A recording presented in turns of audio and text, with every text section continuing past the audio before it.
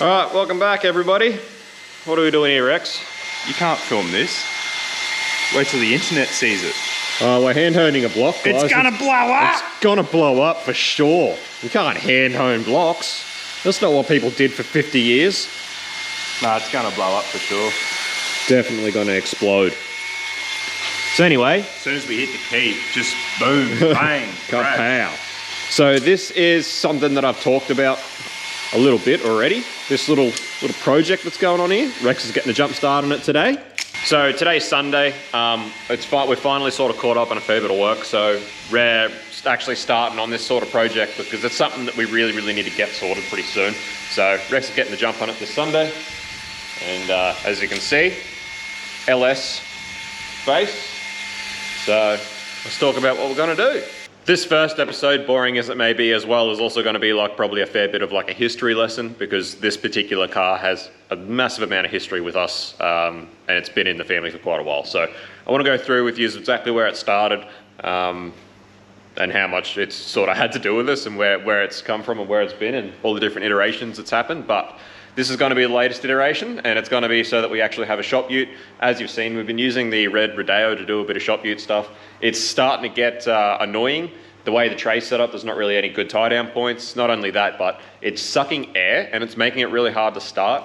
So it's pretty common with those 4JB1s that the seal in the front of the injector pump actually goes. And eventually when it gets bad enough, you'll just start pumping your diesel straight into the like the engine case, the timing case for the actual diesel pump. And apparently that's very bad. Apparently they run away and you dilute the oil with diesel and it's all sorts of bad. Long story short, the Rodeo, we really need to pull the pump off and get it rebuilt. I've been talking to our boys down there at Diesel Performance Systems on the coast about getting that thing rebuilt. So we definitely need to get another shop ute sorted ASAP. The Rodeo is more so dad's ute for the machinery and stuff anyway. So we really just need an OSP ute. And for onsong performance, the ute needs to be something kind of special or kind of different. So we'll take you through the plan. So we've got here an LS1 block. This was originally sent down as one of the blocks that was meant to be bored out, or not bored out, but machined for the 383 for the purple VY. And it's one of the ones that came back and was damaged. So we sent down 2 blocks to start with, or 1 block each, but 2 blocks came back damaged until we sent down the 3rd block, which actually is the one that ended up in the 383. So the first damaged block we're building for the Sylvia. It's the one we've welded a head stud in. This is the 2nd damaged block, and the way this block was damaged was apparently there's a lot of cracks in the actual deck. You can see that's probably the worst one. So all the little cracks around the liners. Cracks around the liner there. So that's not ideal, obviously. You can see here as well, little crack there. Hopefully you can see that on the camera, but that side is the worst for some reason. I don't know why. You can see the cracking around the liners. So for something like you know, a 383 stroker, which we had planned to eventually put boost down, that's really not ideal. I mean, that sort of damage. But for us, for being our shop ute, for what we want to do with it, we're going to run the risk, run the gauntlet. Hopefully it should be fine. We've got all confidence that this thing's going to be fine for what we want to do with it. So we're making use of this block, which we otherwise couldn't really use, same as the other one for the drift car. It's sort of what happens when you sort of run a performance shop. You sort of end up with all the leftovers that you can never sell to a customer or use for a customer build. So you got to find something to do with them. So we're resourceful people. And we're also sort of risk takers, so here we go. Yeah, we're game. We're game. So anyway, we've got this block, which is basically, you know, second-hand reject block for starters. So I've also got a 4L60 down in the storage shed at the moment, which once upon a time came out of a VT. It's actually, the VT was the donor that we used to convert the white ute way back when we first converted that to LS. So that LS actually had a 4L60 behind it in a VT, which we have down in that shed. So we're going to use that gearbox. So just a 4L60. We've also got a nice big high stall converter for a 4L60, which was actually sort of thrown in as part of the deal when we bought the dyno and the rest of the business. We've got a heap of stock and that converter was one of them. So we've got a gearbox and a high stall, which is awesome. We've got plenty of flex plates around, so that's fine. So out here in our stock room, you can see we've got wall-to-wall of LS stuff. So up here we've got a set of single conical valve springs, which I had originally put in my drift motor for my R31, which I ended up swapping out for dual springs just because I didn't want to take that risk. But still really good springs, just single conicals. It's just that obviously for high up, I didn't want to take the risk with singles, but we're going to use them in this thing. Once again, it's one of those things where we sort of put dual valve springs in everything we build for other people, just for that extra security. So having those singles is another one of those things where it's like, when are we ever going to use them if we don't use them in something of our own? So we'll use them in that.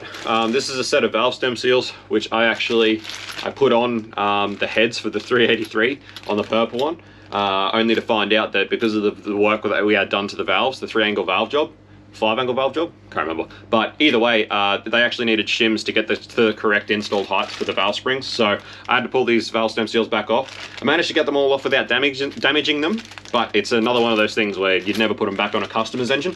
But, you know, for us, that's gonna be fine. So again, like I said, it's pretty much all just the secondhand leftovers that we could never use for anything else we're gonna be using for this engine. As you can see, we've got plenty of rods and pistons to choose from. So we're gonna pick out a set of just Gen 3 LS1 rods and pistons. We'll have to find, we'll probably have to buy just rings. I think we got bearings in stock. So rings and bearings. Down here, in amongst all our cams there, one of the engines that we previously bought was the purple LS1, which we bought, which is actually most of the top end stuff is what ended up in my drift motor again. So all the lifters and the push rods and everything out of that motor ended up in my drift motor. But the cam that motor had in it was sort of a pretty small cam, nothing that I'd ever used for an aspirated motor, but pretty good for boost. It's very similar to the cam we've got in the LS that's in the Land Cruiser. So we're going to use that cam. Again, leftover cam. Couldn't really think of another place we'd ever use it. But we've got a cam there, springs, custom seals. Down here we've just got probably another set of 853s we'll chuck on it, just stock 853 heads. And yeah, rotating assembly. We've got a crank around somewhere. Can't remember what crank we're using for it. I'll go ask Rex. What crank are we using for this thing again? I was gonna use the... Which crank was I gonna use? I'm trying to decide between using the ground one that came out of Matt's motor. Oh, the Matt's motor. Or the one that came out of the purple one.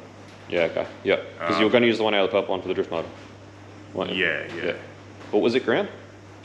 It wasn't. No, it wasn't ground. It's fine. Right. Yeah, but I'm thinking, yeah, probably better off using a good crank for this. You reckon? No,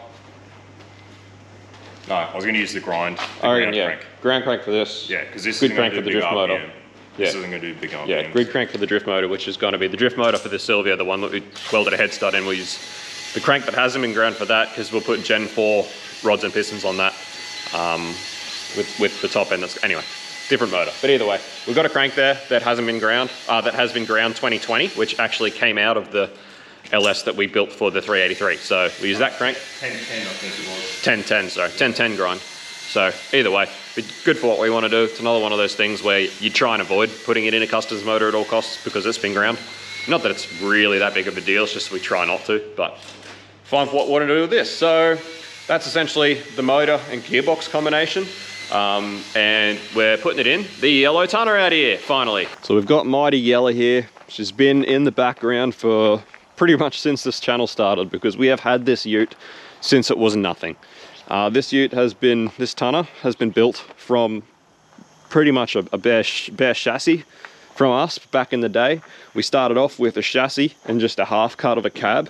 We ended up cutting the front off a wagon, welding it all together. You know, the guards, everything else is made from like 3 different cars. Like, I'm pretty sure it's this front guard. There's actually 3 different guards welded together. So we've put a lot of work into getting this ute built. I've got some photos and stuff that I'll chuck in probably over all this voicing in the corners and stuff. So originally this was bought for Rex to build for his first car.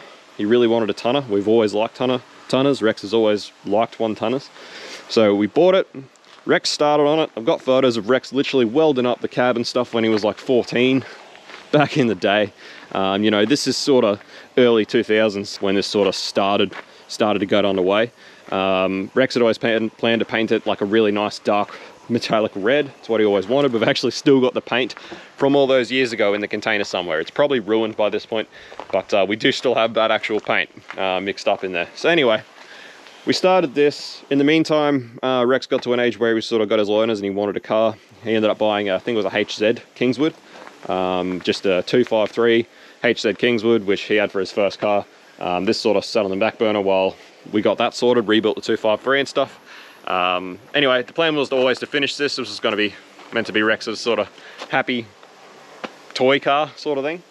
In the meantime, Rex actually ended up acquiring the blue one tonner. So the blue one tonner, now named Raucous, which also has a lot of history with us, which we'll go through when we get further into the build with that one. But Rex ended up buying Raucous off one of Dad's friends, who's been a good family friend for years and years. He got that for a really good price, less than he could have finished building this one for. So that's how we ended up with the blue one. So then the blue tonner sort of became his toy car, and this whole project sort of just hit the back burner for years. Then eventually, Dad pretty much, off the same guy that we bought the blue tonner off, Dad actually bought a supercharged big block Chev at one point and decided he was going to finish this tonner and put the big block in that. So this tonner ended up being finished in Dad's vision instead of Rex's.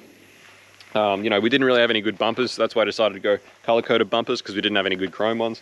And Dad decided to paint it this yellow, everything else. So this is a HX one tonner, and it's been done quite nice. You know, back before the paint got all faded and when the wheels are actually polished, this thing does sit really nice. Looks really nice on the road and everything else. So basically, after all that, Dad ended up finishing the car. So anyway, as you can see, it's really worse for wear these days. The poor old paint's very faded. It's been sitting outside for years. So pretty much once Dad finished it with the 454, did a few events, did a power cruise, ended up throwing a timing chain, rebuilt the big block, and it sort of just kept sitting in the shed. Eventually, a young me gets his P-plates. At that point, you know, P-plate laws would forbid me to have anything V8 or anything fun. So I was limited to what I could actually do. I really wanted a cool car for my P-plates because that's what we're about. And, you know, the tonner was sitting in the shed with a big block in it, but it was never getting driven. It was never getting used. It wasn't registered. So I sort of convinced Dad to let me pull the big block out of it, put a 202 in it, and register it and actually start street driving it for my P-plate sort of car. And that's pretty much what happened to it. So that's how you see it now. So I owned it for a period of time there, built the 202 for it. Rex and I actually shift kitted the Trimatic ourselves, you know, bolted the actuator shut and drilled out the clutch plates and all that sort of stuff. And that's pretty much how it sits at the moment. You know, back in the day when I was on my P-plates, all of this had been, you know, wet bead blasted. All of the chrome was new. Block was all color coded, you know, that was all chrome. It was really dressed up. It was a really, really nice P-plater car. Used to take it around to a lot of local shows on the coast there where I was living. And yeah, it was a really cool car to get around in. I'll show you inside the way Dad finished it. It's got Statesman seats. It's got nice carpet when it's clean. But as you can see here, we've got sort of nice carpet. We've got Statesman seats. It's got a GDS steering wheel with a GDS dash. So it's got a nice GDS dash in it. It's all really still good condition, the dash. It's a bit faded on top, but everything inside's still really good condition. Got the B&M Quicksilver shifter. Like, you know, all the parts are here. It's a really nice ute. It's really comfy. It's really nice to drive. It's one of the, if anyone of you's know tonner cabs, it's been sort of built in the back. All of our tonners have been like that. We had a red one as well, which was the same. Rex's is the same, and this one's the same, where they're actually, you can see that they're built in the back. Anyway, you can see like the door cards, sort of nice when they're clean. Again, it really just needs some attention, this thing. It needs paint, it needs attention. The brakes need attention, the suspension needs attention. It just needs a bit of love, but it's a really nice ute. Anyway, eventually I ended up selling it back to Dad because I wanted to get into four-wheel drives at that point, because again, P-plate a thing. So I ended up selling it back to Dad. I got a GQ TD42 and whatever. Again, it sort of just sat around for a little while. I think Dad kept it registered at that point. And then eventually Rex needed a daily. Some reason he sold, something happened. He needed a car. So he ended up using it as a daily for a little while after that as well. So Rex owned it at that point, and Rex still does own it now. So Rex dailed it for a little while, but the same thing. The front end geometry is a bit not right. What we've got is like a power steering arms without a power steering box. So it makes it like a really, really, really strong arm steering. It's not really right. It's a real pain to actually daily drive. Not only that, the poor old 202 is pretty slow. When we got it running the other day, we actually chucked it on the dyno. I think it made something like 90 something horsepower. So it's a pretty slow old girl. So not only that, like I was saying, the brakes need attention, the tray needs attention. The tray's like squeaks and squawks and when you're driving along, so there's no aircon, there's no radio. You know, it's pretty bare bones. So it just didn't really suit Rex in the end as a daily driver. So Rex ended up just parking it up, and that's pretty much been where it's been ever since. And it's just sort of been parked up, unfortunately outside, just due to pretty much storage constraints. And it's gotten pretty sad in that time. And you know, certainly not too sad. Obviously easily savable, just a bit of bodywork attention, a little bit of attention inside and a bit of a cleanup. We'll put some aircon in it and we'll put a stereo in it, and you know, give the tray some attention so it stops squealing and stuff. Clean it all up nice and good, and then obviously with our nice little LS combo in here, it should be a nice little daily parts go-getter sort of thing, and a really nice little shop ute.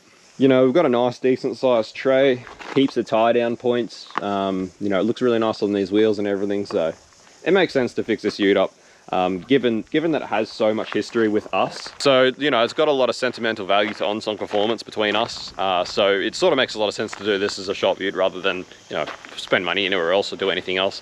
Not to mention that, again, we're sort of building this whole combo out of pretty much spare parts, so just made sense to do this.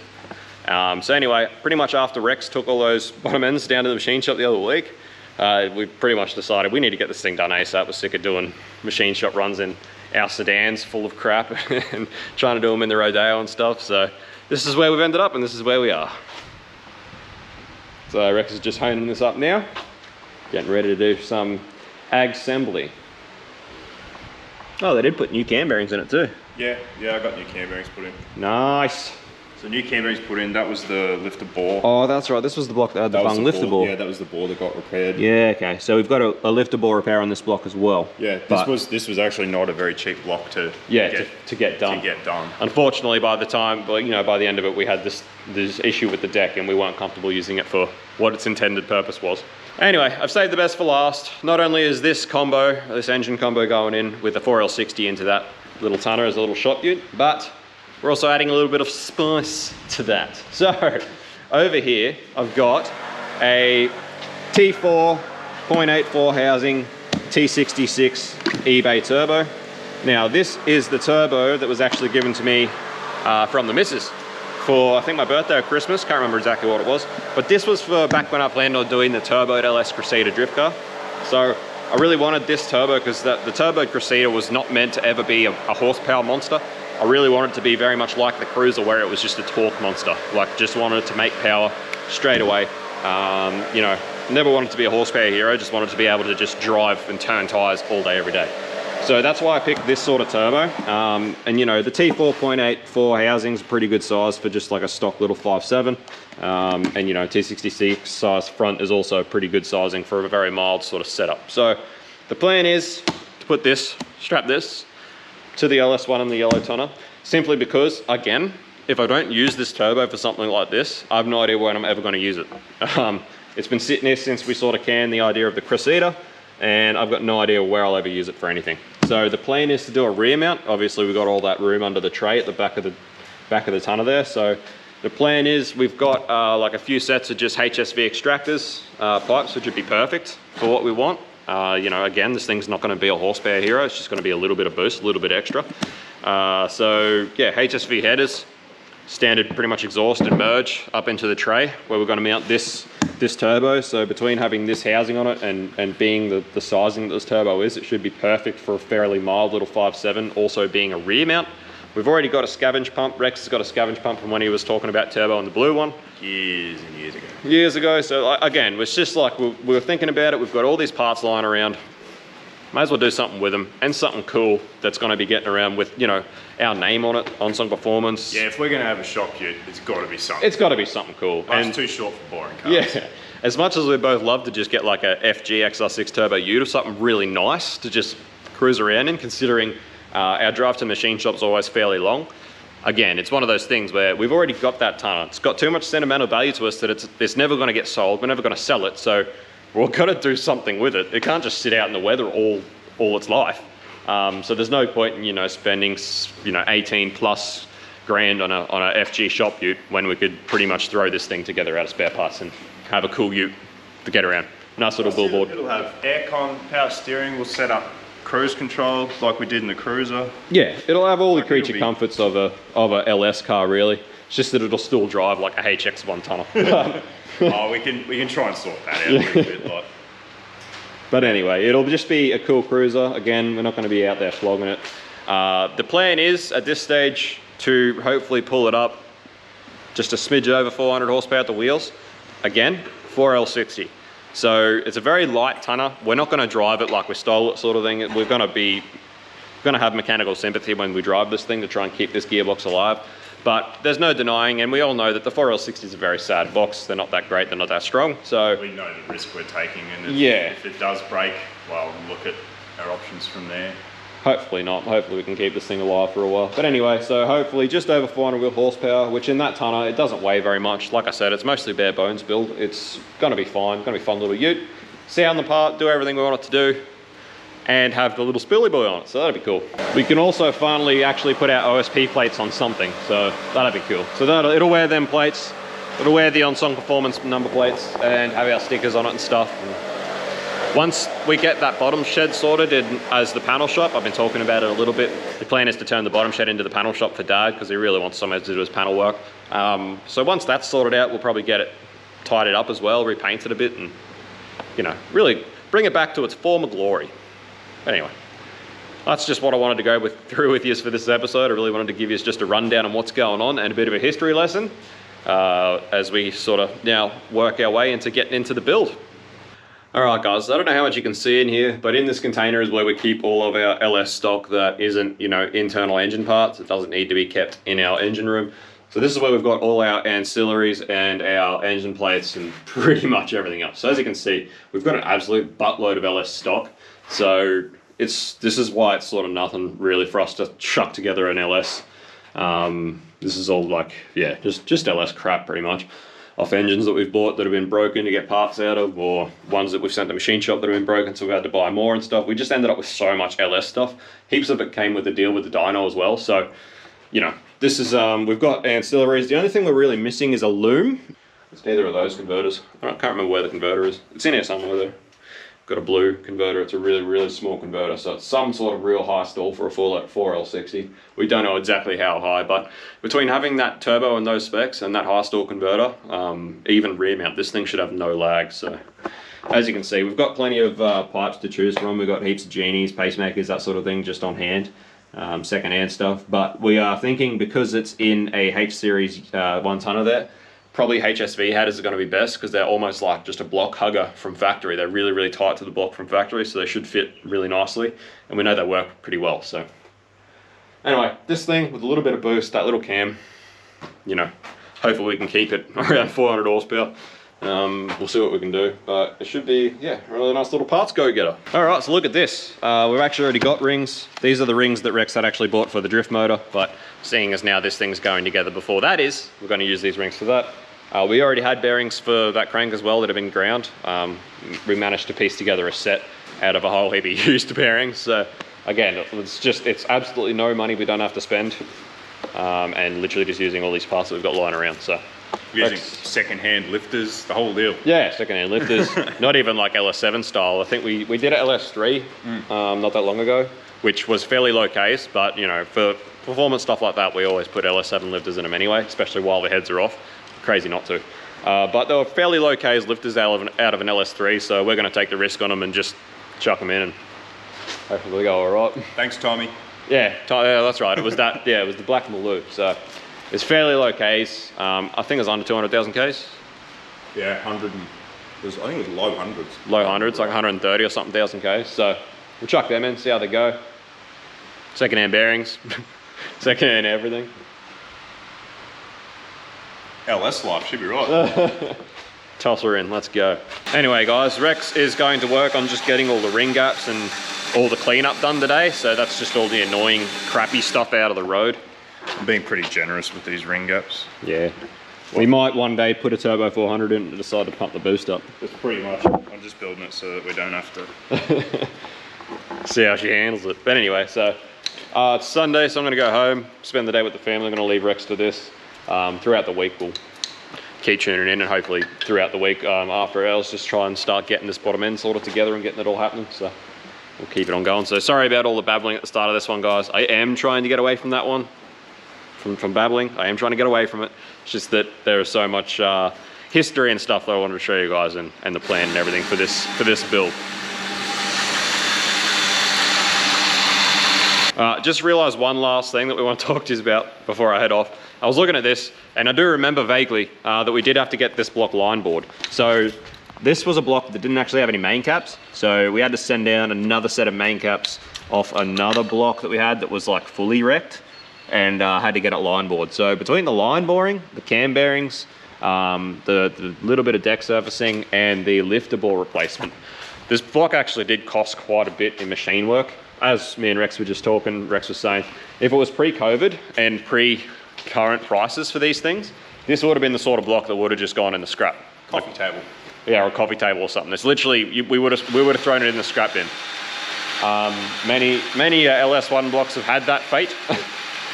Because for a long time there, it was cheaper. It would be cheaper to buy a good block than to get this sort of work done at a machine shop. So you used to pay, you'd buy a whole complete LS1 engine for what this block costs to repair. Yeah.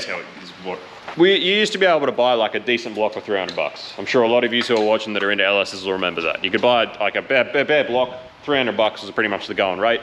For a whole ass engine, you know, anywhere between $800 to $1,200 was a pretty good price. So obviously at this point, that is not the case. LS1's complete now we're going for like $4 grand plus I've been seeing them up for, which is absolutely ludicrous. So that's why we decided to get this block sort of sorted, because we knew we'd use it for something like this.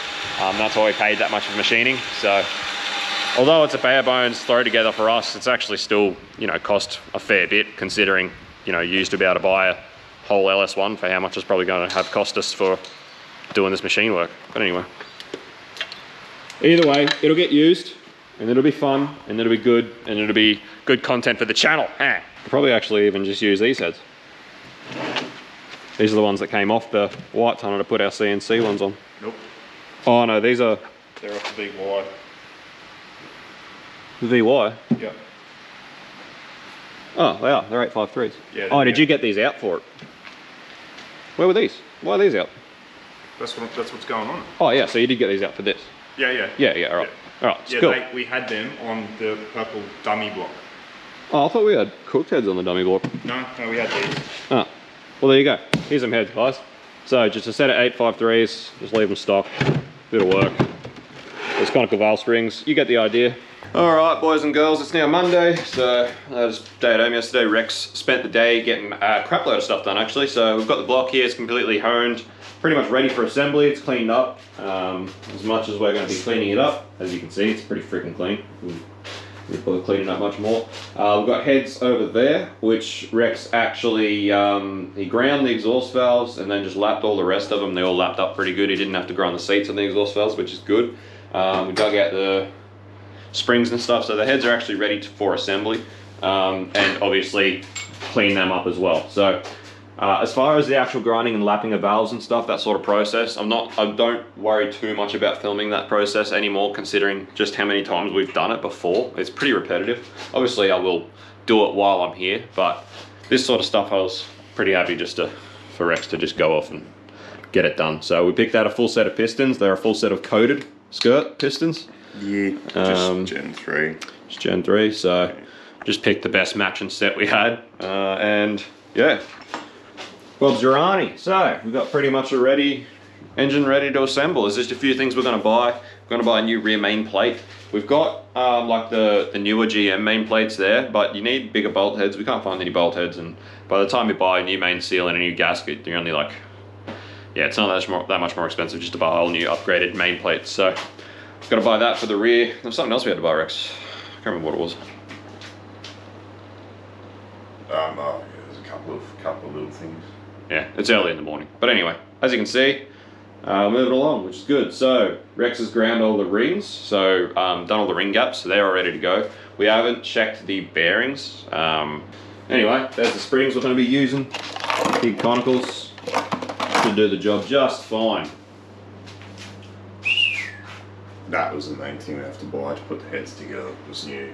Oh, valve stem seals. Valve stem seals. So the valve stem seals that I was talking about, these ones here that I put on the 383 heads and had to take back off, they're the hat style ones that are for dual valve springs. So the actual spring seats are a bit different. So conical springs actually have a different seat which actually locates the bottom of the spring a bit better. So we decided we'd rather actually run the right spring seats for the conical springs, which means we need a different style of valve stem seal which are these ones, little Python seals. Unfortunately, due to there's something else that happened, but we don't have a full set of these, so we have to buy another set of valve stem seals to put the heads together with the right spring seats. So that's another thing we got to buy. Not a big deal. It is what it is. The only other thing might be a timing set. I don't know what timing sets we've got.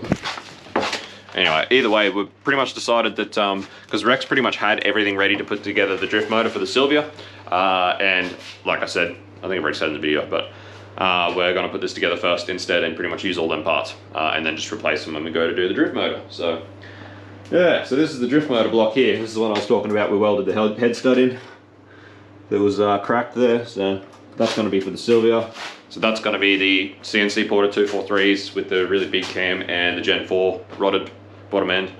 And this one is just going to be a little Gen 3 boy. Anyway guys, that's probably enough for episode 1. A little bit of a history lesson, a little bit of a plan, a run through of what's going to be going on. And obviously tune in for the next episode where we're getting this motor together. So thanks for watching. Pretty excited to get this ute together and actually have it doing something for once finally, rather than watching it sit in the paddock and do nothing. So it's exciting stuff for us. It'll be nice to see this ute out on the street again. So thanks for watching. The only other thing I've got to talk about that we haven't yet is the diff. It's only got an open 10 bolt in it at the moment. So at this stage we're hoping with 400 wheel we can probably get away with just doing something with the 10 bolt that's in it. Just do a center and hopefully the 10 bolt will be okay. That's what we're talking about at the moment. That's the plan. So we'll go through that when we get to the rear end of the car. Anyway, thanks for watching. Leave us a comment, leave us a like, subscribe if you haven't already, head to the websites, check them out, and we'll see you on the next one. Peace out, see you, bye.